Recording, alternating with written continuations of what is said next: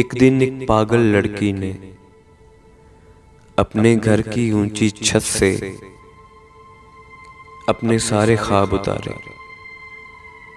ख्वाहिश के टुकड़ों को जोड़ा, गीले कपड़े तेज हवा के हाथ से छीने,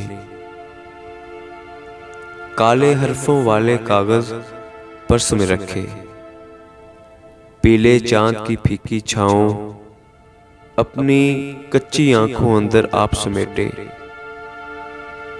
रिश्तों की जंजीरें तोड़ के घर से निकली। शहर की सारी रोशनियों ने उसकी आंखें रंग बरंगी दीवारों पर चिस्पा कर दी। जागती सोती आंखों वाली उस लड़की ने मुड़कर देखा। घर जाने के सारे रास्ते उससे ओझल, आंखें बोझल।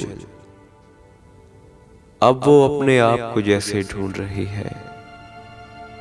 हर जानिब अनजाने साए उससे आंखें मांग रहे हैं, और वो हर एक मोड़ पे रुककर अपने आप से पूछ रही है अपने घर का पहला रास्ता।